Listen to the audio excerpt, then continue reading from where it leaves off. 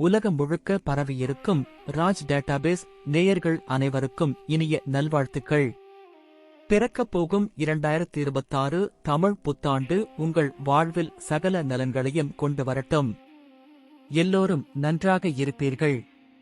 இன்று நாம் நெருப்பு ராசியான மேஷ ராசிக்காரர்களுக்கு இந்த 2026ஆம் ஆண்டு என்னென்ன பலன்களை அள்ளித் தரப்போகிறது என்பதை மிக விரிவாக பார்க்கப் போகிறோம். ஜோதிட சாஸ்திரத்தின் வாக்கு என்னவென்றால், பலன்கள் என்பது கிரகங்களுடைய சஞ்சாரத்தின் அடிப்படையில்தான் நடக்கிறது. ஒரு கிரகம் எந்த இடத்தில் எப்படி இருக்கிறது என்பதை பொறுத்துதான் பலன்கள் மாறுபடும். இந்த வருடத்தின் மிக முக்கியமான கிரக சஞ்சாரங்களை பார்த்தோம் என்றால், தற்போது சனி பகவான் மீன வீட்டிலும் குரு பகவான் மிதுன வீட்டிலும் இருக்கிறார்கள். ராகு கேதுக்கள் முறையே கும்பம் மற்றும் சிம்மம் வீடுகளில் இருக்கின்றன. இதில் மிகப்பெரிய மாற்றம் என்னவென்றால், ஏப்ரல் 14ஆம் தேதியில் இருந்து சுமார் 45 நாட்களில், அதாவது ஜூன் மாதம் 2ஆம் தேதி குரு பகவான் உச்சம் பெற்று கடக வீட்டிற்கு வருகிறார்.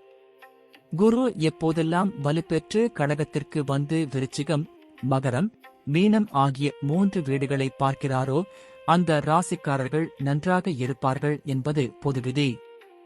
வருடத்தின் இறுதியில் டிசம்பர் மாதம் 5ஆம் தேதி ராகு கேதுக்கள் மகர வீட்டுக்கும் கடக வீட்டுக்கும் பெயர்ச்சி ஆகிறார்கள். இப்போது மீன ராசிக்கு உத்திரட்டாதி நட்சத்திரத்தில் சென்று கொண்டிருக்கும் சனி பகவான் இந்த தமிழ் புத்தாண்டு முழுவதும் ரேவதி நட்சத்திரத்திற்கு மாறப்போகிறார். மேஷ ராசிக்காரர்களுக்கு இந்த வருடம் உண்மையிலேயே மிக நல்ல பலன்கள் கண்டிப்பாக உண்டு. இப்போது 3ஆம் இடத்தில் இருக்கும் குரு பகவான் ஜூன் மாதத்திற்கு பிறகு 4ஆம் இடத்திற்கு வருகிறார். அங்கு ஒரு 3 மாதம் இருப்பார். அதன் பிறகு 5ஆம் வீட்டிற்கு போய் உங்கள் ராசியையே நேரடியாக பார்க்கப் போகிறார். இது மேஷ ராசிக்கு ஒரு அற்புதமான அமைப்பு. பெரிய சோதனைகள் எதுவும் மேஷ ராசிக்கு இந்த வருடம் இருக்காது. ஏனென்றால் உங்களுக்கு ஜென்ம சனி அடுத்த வருடம்தான் ஆரம்பிக்கப் போகிறது. இந்த வருடத்தின் முதல் 6 மாதங்கள், அதாவது டிசம்பர் மாதம் வரை எல்லாமே இயல்பாக மிகச்சரியாக இருக்கும். தொழிலாளிகள், தொழிலதிபர்கள், அன்றாடம் உழைத்து பிழைப்பவர்கள், பெருங்கோடீஸ்வரர்கள், வியாபாரிகள் மற்றும் விவசாய பெருமக்கள் என அனைவருக்கும் பொருளாதார ரீதியாக பெரிய பிரச்சனைகள் எதுவும் இந்த வருடம் இருக்காது. தொட்டதெல்லாம் துலங்கும் காலம் இது. மாணவர்களை பொறுத்தவரை இந்த வருடம் எந்த பாதிப்புகளும் இருக்காது. 100% சக்சஸ் மட்டுமே இருக்கும். அதுவும் டிசம்பருக்குள்ளாகவே அத்தனை வெற்றிகளும் கிடைத்துவிடும். நீட் தேர்வு எழுதும் மாணவர்களுக்கு வெற்றி கிடைத்து மருத்துவ இடம் உறுதியாகும். நல்ல கல்லூரியில் அல்லது யூனிவர்சிட்டியில் சேர்வது, வெளியூருக்கு போவது, வெளிநாடு அல்லது வெளிமாநிலம் என தூர இடங்களுக்கு சென்று கல்வி பயிலும் வாய்ப்புகள் எல்லாமே டிசம்பருக்குள் கைகூடும். வேலை தேடும் இளைய பருவத்தினருக்கும் சிறப்பான வேலை வாய்ப்புகள் அமையும். 40 வயதை தாண்டிய மேஷ ராசி சகோதரிகளுக்கு இந்த வருடம் மிகச் சிறப்பான பலன்கள் நடக்கும். கணவரால் சந்தோஷமும், பிள்ளைகளால் இதுவரை இல்லாத அளவுக்கு ஒரு நிம்மதியும் கிடைக்கும். நடுத்தர வயது மற்றும் 45 வயதை தாண்டியவர்களுக்கு கடன், நோய் போன்ற எந்தவொரு தொந்தரவும் இல்லாமல் நிம்மதியான வருஷமாக இது அமையும்.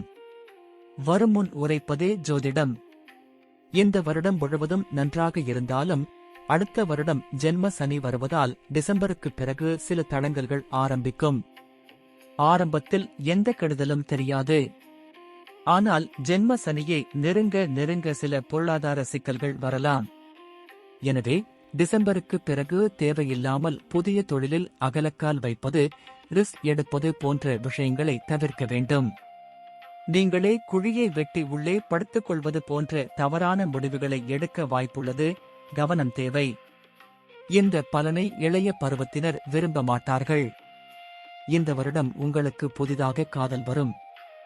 ஆனால் அடுத்த வருடம் ஜென்ம சனி தொடங்கும் போது 1.5 அல்லது 2 வருடங்களில் அந்த காதலால் பிரேக்கப் வந்து உங்களை மன அழுத்தத்தில் தள்ளும். வாழ்க்கை என்றால் என்னவென்று புரிய வைக்கும் சந்தர்ப்பங்களை சனி பகவான் கொடுப்பார். எனவே உணர்ச்சிகளுக்கு அடிமையாகாமல் உங்கள் இலக்கில் கவனமாக இருங்கள். சுருக்கமாகச் சொன்னால், மேஷ ராசிக்காரர்களுக்கு இந்த தமிழ் புத்தாண்டு வெற்றிகளை அள்ளிக் கொடுக்கும். டிசம்பர் மாதத்திற்கு பிறகு மட்டும் கொஞ்சம் விழிப்புடன் செயல்படுங்கள். இந்த விரிவான பலன்கள் உங்களுக்கு பயனுள்ளதாக அமைந்திருக்கும் என நம்புகிறேன். உங்களின் தனிப்பட்ட பலன்களை பார்த்து தெரிந்து கொள்ள திரையில் தெரியும் வாட்ஸ்அப் எண்ணிற்கு தொடர்பு கொள்ளுங்கள். கட்டணம் உண்டு. மேலும் இந்த வீடியோ பிடித்திருந்தால் லைக், காமெண்ட், சப்ஸ்கிரைப் பண்ணுங்க. மேலும் இன்னொரு வீடியோவில் சந்திக்கலாம். நன்றி, வணக்கம்.